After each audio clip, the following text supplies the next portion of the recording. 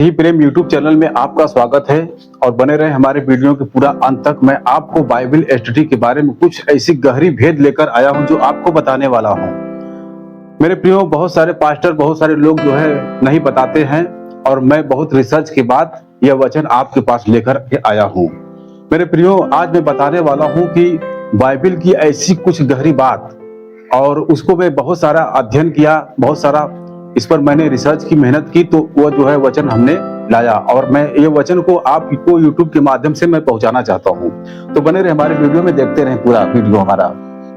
मेरे दोस्तों देखिए, यह जो है बाइबल में एक ऐसी पुस्तक है जिसको आखिरी पुस्तक या आखिरी किताब कहा जाता है, प्रकाशित वाक्य, और यह इंग्लिश में रेवलेशन की पुस्तक बोला जाता है इसको। यह प्रकाशित वाक्य की पुस्तक जो है सन 95 और 96 में लिखी गई थी। यूहन्ना ने, यीशु मसीह ने यूहन्ना को दर्शन दिया और यूहन्ना को कहा कि जो मैं तुझे दिखा रहा हूं तू पुस्तक में लिख ले इसे। और सारी पुस्तक जो है चेलों ने लिखा, लेकिन ये आखिरी पुस्तक जो है प्रभु यीशु मसीह ने स्वयं जो है यूहन्ना के द्वारा बोल बोल करके लिखवाया, दर्शन दे करके लिखवाया। और यह जो गुप्त किताब है, इसको ज्यादा लोग करके बताते नहीं है, लेकिन आज मैं इस किताब के ऊपर बहुत सारा अध्ययन किया हूं और मैं इसके बारे में आप लोगों को बताना चाहता हूं। देखिए, बाइबल में 7 वचन के बारे में लिखा गया है, जो 7-7-7 आता है, और ये 7 का मतलब होता है पूर्णतः, यानी कि परमेश्वर ने जो कार्य किया उसे पूरा कर दिया। जो परमेश्वर ने जो कार्य किया उसे समाप्त कर दिया, पूरा कर दिया। इसका मतलब होता है पवित्रता की ओर। यानी हम अभी आपको वचन को पढ़ करके बताने जा रहे हैं। देखिए, प्रकाशित वाक्य के अध्याय 7 और 7 वचन में लिखा है, पहले स्वर्गदूत ने तुरही फूकी और लहू से मिले हुए ओले की आग उत्पन्न हुई और पृथ्वी पर डाली गई, और पृथ्वी की 1/3 जल और पेड़ों की 1/3 जल गई, और सब हरी घास जलकर राख हो गई। मेरे प्रियो, वचन में बता रहा है कि पहला तुरही जब फूका गया तो सब कुछ लहू में बदल गया और हर हरी घास सूख गई, जल गई। और जब दूसरा तुरही फूका गया तो लिखा है कि जब स्वर्गदूत ने दूसरी तुरही फूकी तो मानो आग सा जलता हुआ एक बड़ा पहाड़ समुद्र से में डाला गया, और समुद्र का 1/3 लहू में बदल गया, और समुद्र की 1/3 सजी हुई वस्तुओं को सजीव थी मर गई, जो सजीव थी वो मर गई, और 1/3 जहाज नाश हो गए। और तीसरा स्वर्गदूत ने जब तुरही फूका तो इसमें लिखा है, और तीसरे स्वर्गदूत ने जब तुरही फूकी तो एक बड़ा तारा जो मशाल के नाई जलता था स्वर्ग से टूटा और नदियों की 1/3 पर और पानी के सोतों पर आ पड़ा, और उस सारे नाम का नागदौना कहलाता है, और 1/3 पानी नागदौना सा कड़वा हो गया, और बहुतेरे मनुष्य उस पानी के कड़वे हो जाने से मर गए। मेरे प्रियो, ये वचन बताता है, और ये वचन जो है हर एक स्वर्गदूत, हर एक 7 स्वर्गदूत के बारे में बताया है। तो एक चौथे स्वर्गदूत ने तुरही फूकी और सूर्य की 1/3 और चांद की 1/3 और तारों की 1/3 आपत्ति आई। इस प्रकार से 7 तुरहियों के बारे में बताया गया है। परमेश्वर के राज्य को, परमेश्वर के भेद को प्रकट कर दी है। 7 तुरहियां जब ये धरती पर फूकी जाएंगी तो ये सब कुछ भविष्यवाणी में लिखा गया है, ये सब होने वाला है। आइए हम कुछ वचन को आगे पढ़ते हैं। प्रकाशित वाक्य की पुस्तक अध्याय 5 और वचन संख्या 6 में लिखा है इस प्रकार से, मैंने उस सिंहासन के चारों ओर प्राणियों और उन प्राचीनों के बीच में मानो एक वध किया हुआ मेमना खड़ा देखा। उसके 7 सिंग थे, यानी जो वध किया हुआ मेमना था उसके 7 सिंग थे, और लिखा है उसके 7 आंखें थी। आइए, और नीचे लिखा है बहुत महत्वपूर्ण कि ये परमेश्वर की 7 आत्माएं हैं। ये परमेश्वर की क्या है? 7 आत्माएं हैं। परमेश्वर का वचन इस प्रकार से बता रहा है कि परमेश्वर का वचन जो है 7 प्रकार के आत्माओं में, रूप में काम को करता है। आइए हम इस 7 वचन के बारे में और हम थोड़ा जानकारी लेते हैं। इस प्रकार से है, इस प्रकार से लिखा हुआ है, पहला राजा अध्याय 18 और वचन संख्या 43 में, और उसने अपने सेवक से कहा, चढ़कर समुद्र की ओर दृष्टि करके देख। तब उसने चढ़कर देखा और लौट कर कहा, कुछ नहीं दिखता। एलिय्याह ने कहा, फिर 7 बार जा।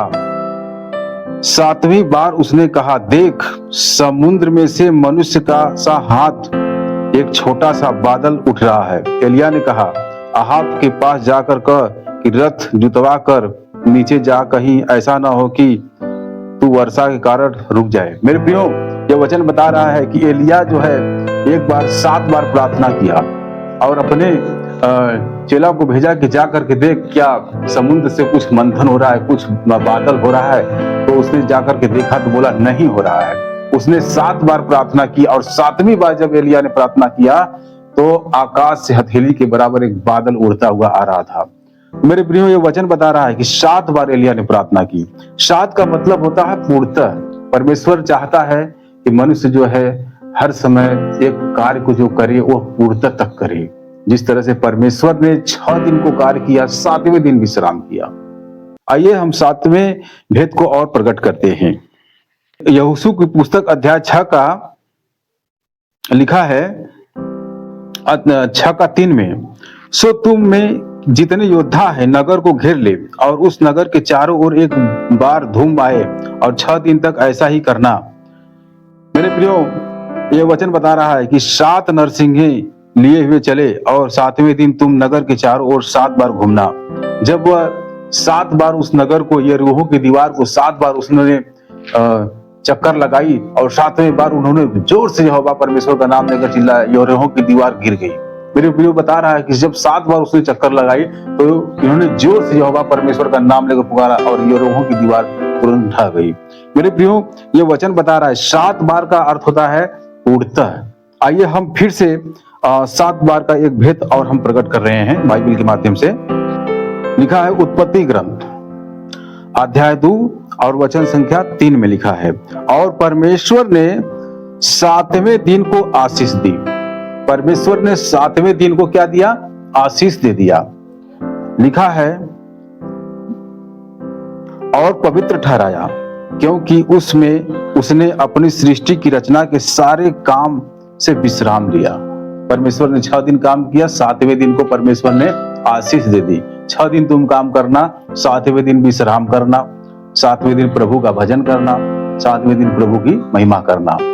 और आज जो भी मनुष्य अगर 6 दिन तक लगातार काम करता है और 7वें दिन भी यदि काम कर रहा है, प्रभु की आराधना, स्तुति, महिमा नहीं कर रहा है, तो उसके जीवन में शांति नहीं आ सकती है। क्योंकि जब परमेश्वर ने 6 दिन काम करके 7वें दिन विश्राम किया, तो आप भी 6 दिन काम करके 7वें दिन परमेश्वर की आराधना, स्तुति, विश्राम के रूप में करते हैं। मेरे प्रियो, जो कोई 6 दिन काम करके 7वें दिन भी कलीसिया में नहीं आता है, चर्च में नहीं आता है, प्रार्थना नहीं करता है, उसके जीवन में कोई आशीष और बरकत नहीं आती है। इसलिए 7 का महत्वपूर्ण होता है कि 7 मतलब परमेश्वर ने जो 7 दिन हमें दिया है, जो हमें वर्ष, महीना, साल दिया है, जो वचन दिया है, हम इस पर जो है परमेश्वर के वचन पर अध्ययन करें, परमेश्वर के वचन को माने और अपने जीवन में एक प्रकार का शांति लाए। आइए हम इस गहरे वचन को एक बार फिर से प्रकट करते हैं भेद के रूप में। मेरे प्रियो, वचन लिखा है इस प्रकार से कि कोई आया प्रभु के पास। मत्ती रचित सुसमाचार की पुस्तक में लिखा है कि वो आया और कहा कि प्रभु, अगर मेरा भाई पाप करे तो मैं उसे कितनी बार क्षमा करूं? प्रभु यीशु मसीह ने कहा कि याद रख, तू 7 गुना 70 बार, 7 गुना 70 बार तू क्षमा कर। मेरे प्रियो, इसका अर्थ होता है कि जब वो तुमसे आकर के कहे मैं पापी हूं, मुझे माफ कर, तो भी उसको क्षमा करते जाना। क्योंकि 7 गुना 70 बार का मतलब होता है कि वह अनगिनत बार उसे तू क्षमा कर, क्योंकि उसके बाद कुछ भी नहीं है। मेरे प्रियो, जो 7 तुरहियों के बारे में प्रकाशित वाक्य में लिखा है, ये 7 तुरहियां हमें बताती हैं कि जो 6 तुरहियां जो धरती पर उड़ेली गई, विपत्ति लाई गई, वो 7वीं जो नरसिंहा फूका गया, वह रेवलेशन का ऐसा नरसिंहा है जो कि अंत के दिनों को बहुत अच्छी तरीके से दर्शा रहा है कि अब सब कुछ समाप्त होने वाला है, अब सब कुछ समाप्त होने वाला है और परमेश्वर का राज्य आने वाला है 7 तुरहियों के बाद में। और रेवलेशन की पुस्तक जो है में बहुत सारा भेद लिखा हुआ है। हम आने वाले वीडियो में आप लोगों को फिर अच्छी तरीके से बताऊंगा। इसमें जैसे लिखा है, शैतान की पराजय, अंतिम न्याय का दिन, नया आकाश, नई पृथ्वी, परमेश्वर का राज्य सदा के लिए स्थापित होगा। तो मैं रेवलेशन की पुस्तक में से वचन ढूंढ करके आप लोगों के बीच में लेकर आऊंगा। बने रहे हमारे वीडियो में। नमस्कार। जय मसीह की।